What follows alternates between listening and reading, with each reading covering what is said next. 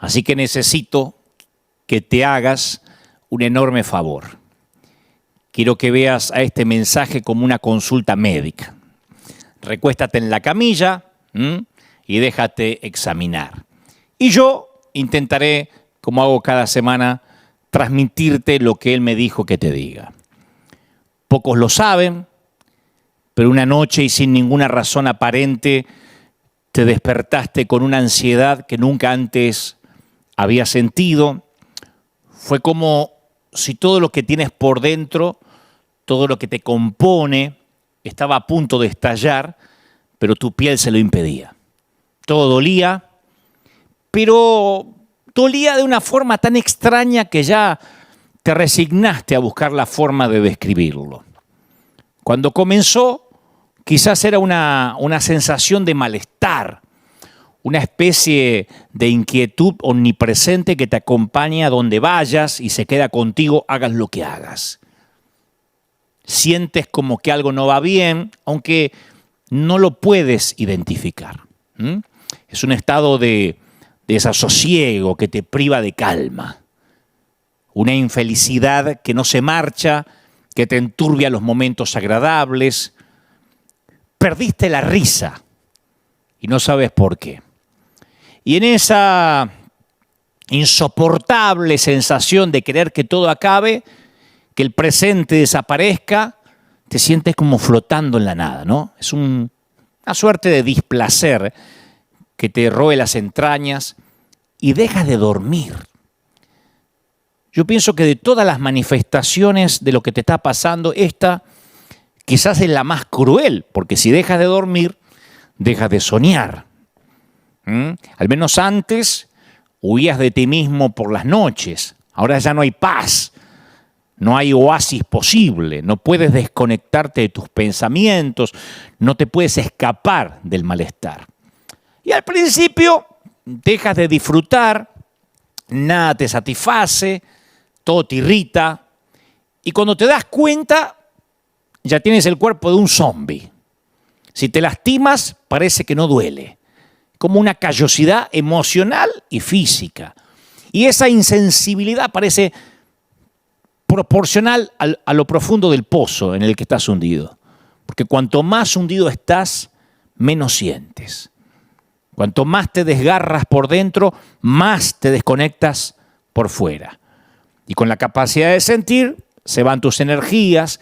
Continúa, yo sé que has continuado. Hace un año que vienes así, pero en modo piloto automático. Haces la tarea de las casas, haces las compras, sales a trabajar, pero no estás ahí. La depresión duele. Y no es una metáfora. Hace mal, la sientes en el pecho, en la cabeza, en las entrañas. Y la gente de la iglesia nunca ayuda. Especialmente porque no te entiende. No entiende lo que te está pasando, ni le enseñaron a entenderlo. Entonces, cuando compartiste lo que te cuesta identificar qué te pasa, te dicen que te pongas a orar, que te pongas a cantar.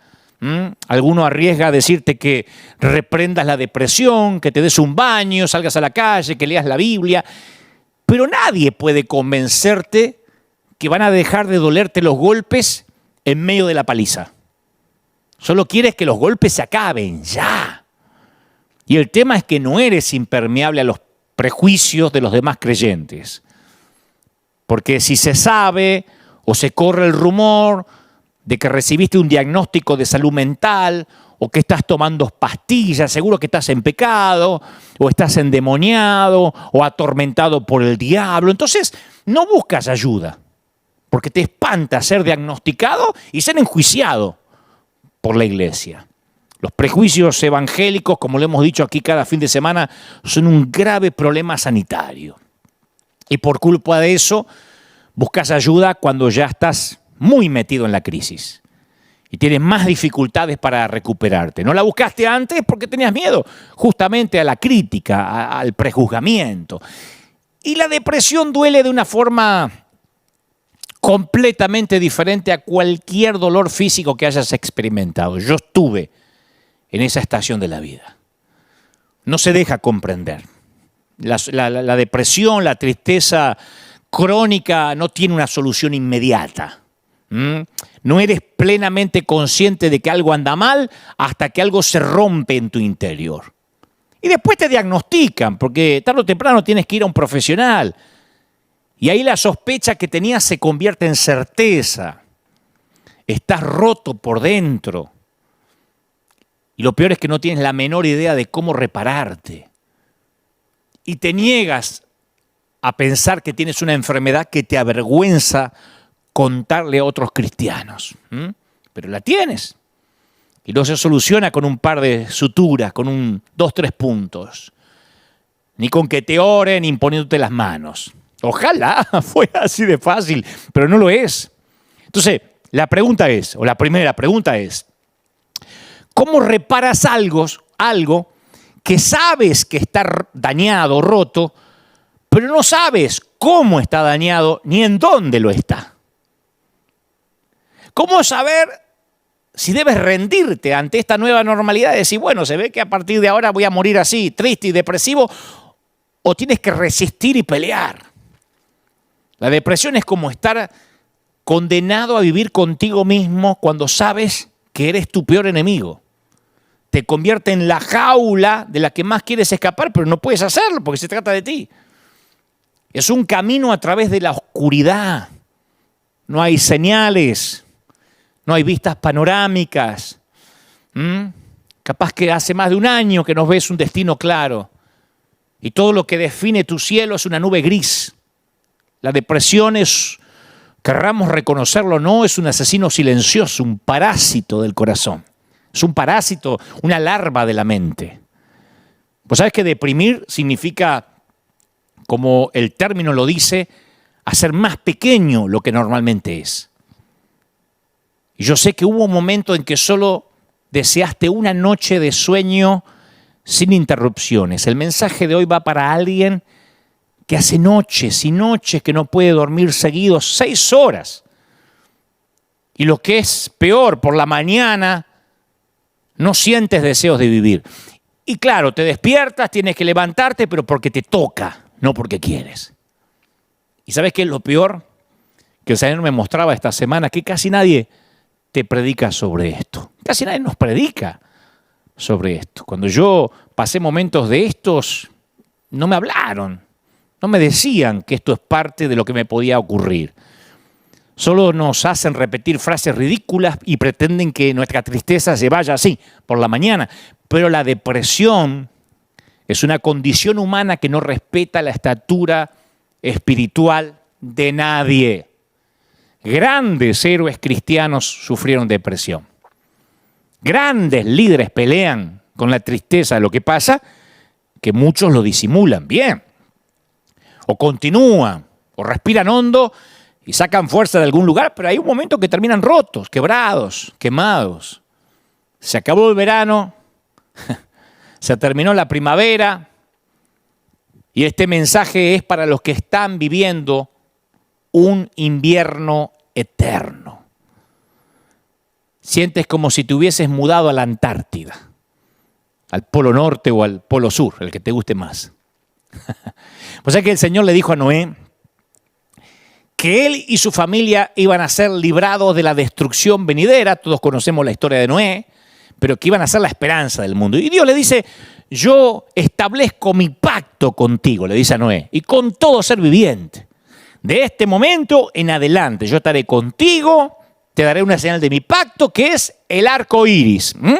El arco iris que no lo inventó la comunidad gay. Eso ya estaba en las Escrituras hace muchísimos años, cuando Dios lo puso como pacto de que no se iba nunca más a inundar la tierra. Entonces, cada vez que Noé veía el arco iris en el cielo, recordaba lo que Dios había prometido. Sabía que no estaba solo.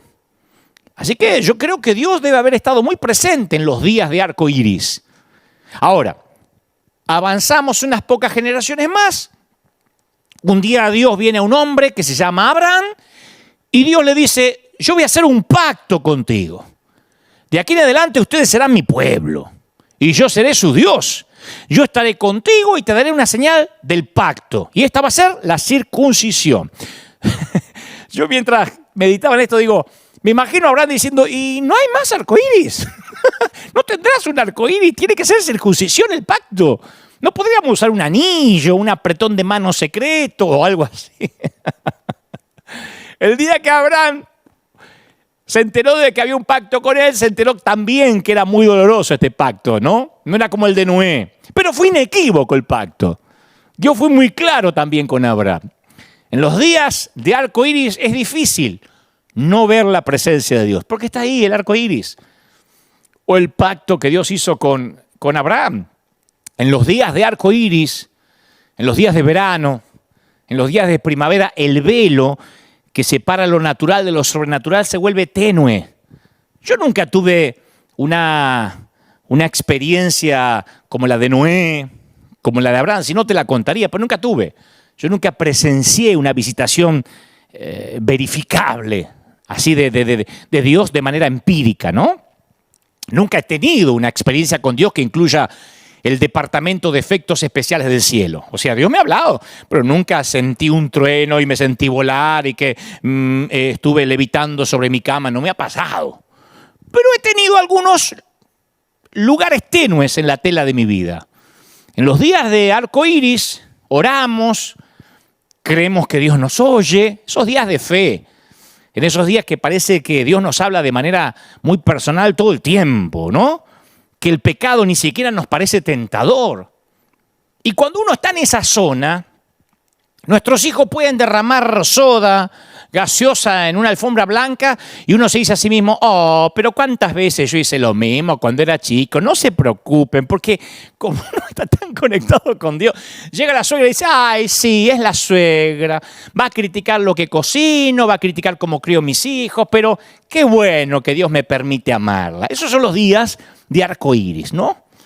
Por eso, los que son sabios aprenden a atesorar los días de arco iris, los días de verano, como regalos que llegan de tanto en tanto. Los almacenan para recordar en los días en que Dios va a parecer que está ausente. Sin embargo, uno de los peligros que yo veo en esto es que a veces podemos empezar a pensar que los días de sol son días que nos ganamos. Que esos días de arco iris o de verano son un reflejo de nuestra madurez espiritual. O lo que es peor, pensamos que los días de sol son un reflejo de nuestra sana doctrina. Y ahí podemos empezar a juzgar a los que no están teniendo días de arco iris. Ahí es cuando juzgamos o criticamos a los que viven días grises. A todos les llega el día en que Dios les quita los puntales para que puedan empezar a cultivar una verdadera adoración. A todos Dios los lleva a esos inviernos donde Él pretende que tengas la fuerza para avanzar sin la ayuda de las emociones, de los efectos especiales del cielo. Entonces sucede que durante algunas temporadas de la vida espiritual caemos en el modo mantenimiento. Cuando todo va bien, cuando todo es verano o el verano se extiende, estoy hablando de verano en términos espirituales, ¿no? Ya a esta altura se entiende. Ahí es cuando la vida espiritual se vuelve rutina. Claro, son esos tiempos donde no hay ninguna crisis seria, ningún problema demasiado obvio, pero tampoco hay avances mayores. Nuestra participación en la iglesia es mecánica. Cuando los problemas ya se introducen, nuestra respuesta instintiva es preocuparnos en lugar de orar. Ya cuando los chicos derraman soda o gaseosa en la alfombra, ya no somos tan ecuánimes, hacemos un escándalo, explota la alfombra y nos sale el Hulk de adentro. Ahí nos damos cuenta que estamos irritables. Y no nos damos cuenta cómo llegamos ahí. ¿Qué produjo que estemos en modo piloto automático? El verano. No necesitamos orar tanto, ni tampoco probar nuestro carácter. Vos sabés que hay un renglón fascinante en Primera de Samuel que describe la condición de Israel en los días finales de la era de los jueces. Claro, muchos de los hechos que habían hecho al pueblo consciente de su dependencia en Dios ahora eran historia. El faraón fue derrotado hace mucho tiempo atrás, los 10 mandamientos eran noticias viejas, el maná, un artículo de coleccionista. Entonces, la era emocionante de Moisés y de Josué había quedado atrás. Y el pueblo se estableció en la tierra que Dios les había prometido. Todo había quedado atrás, el tiempo de los milagros. Y el escritor describe el clima espiritual en estas palabras que te hielan la sangre. Es solo un renglón, pero te hiela la sangre. Escucha. En esos tiempos no era común oír la palabra del Señor. En esos tiempos no era común oír la palabra del Señor. No era común, no dice que era inexistente.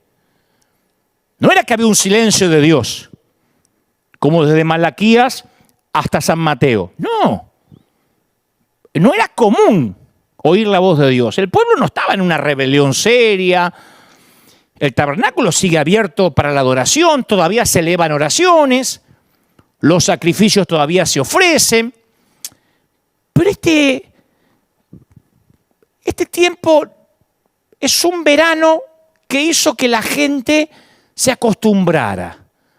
Los cielos declaran la gloria de Dios, pero el pueblo está como cambiando de canal. Como decimos acá siempre, lo sagrado se les volvió común. ¿Viste que cuando al principio comenzamos a llevar un nuevo reloj, lo sentimos en la muñeca constantemente y después ni siquiera nos acordamos que está ahí? Porque el cuerpo se acostumbra. Cuando la gente se muda a una casa nueva, hace una lista de cosas que hay que reparar, remodelar, porque el aspecto de esas cosas es intolerable. Decimos, hay que cambiar esto y esta ventana no me gusta. A veces compramos o rentamos una casa que tiene el gusto del dueño anterior o del inquilino anterior. Y decimos, no, esto hay que cambiarlo. 5 años después, a lo mejor todavía tenemos la misma lista y la falta de reparación ya no nos fastidia. Está bien, nunca cambiamos la ventana, lo provisorio quedó provisorio. O sea, aceptamos la vida espiritual en modo mantenimiento de la misma forma.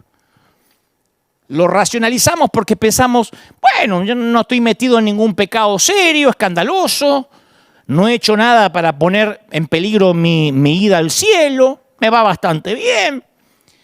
Y nos olvidamos que Jesús nunca dijo, yo he venido para que a ustedes les vaya bien. Entonces tenemos un desorden de déficit, de atención espiritual, que Dios tiene que irrumpir porque nos ama. Tengo en tu contra, le dijo Jesús a la iglesia de Éfeso, que has abandonado tu primer amor. Entonces, ¿por qué Dios no nos da un arco iris los 7 días de la semana para que no abandonemos el primer amor?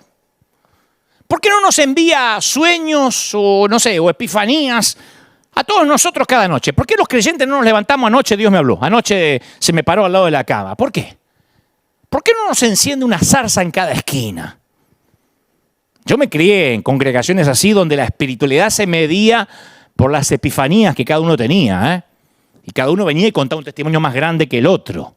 A mí Dios se me presentó anoche, al lado de la cama, rubio, ojos azules. Ajá, yo lo vi pelirrojo, dice la otra. O sea, cada uno tenía una experiencia extra sensorial para contar. Bueno, esto no suele ocurrir. Y tal vez se deba a que Dios quiere que aprendamos a verlo en lo ordinario antes que depender de lo extraordinario. A lo mejor se debe a que si Dios tuviera que usar efectos especiales cada vez que quiere hablarnos, si cada vez que Dios te quiere hablar o dar unción, te la tiene que dar los gritos con música de fondo, reciba, reciba, reciba, ahora, ahora, ahora, ahora, para que vos escuche, es como una madre que entrena a su hijo a prestarle atención solo cuando ella le grita. Un hijo que no aprende a escuchar el susurro de la madre tiene un problema auditivo o la mamá tiene un gran problema para educarlo. Entonces Dios quiere enseñarnos que esas temporadas de incertidumbre, esos momentos de depresión, de tristeza, yo sé que has escuchado todo y nada te llena, pero dame una oportunidad. Esos momentos son oportunidades para crecer. Vos decís, la incertidumbre, la duda me va a hacer crecer. Yo hasta dudo que voy a ir al cielo. Sí, mira, hace poco en una conferencia de prensa le hicieron una pregunta a Marcelo Bielsa. Lo conocemos los argentinos como el Loco Bielsa. El actual técnico de Leeds United de la Premier League de Inglaterra. Entonces, estaban ahí en la conferencia de prensa y le dice, Bielsa, ¿cómo maneja usted la incertidumbre y la ansiedad de no saber cómo va a ser el resultado de la liga, del campeonato? Y las respuestas de Bielsa, que siempre son geniales, fue inolvidable.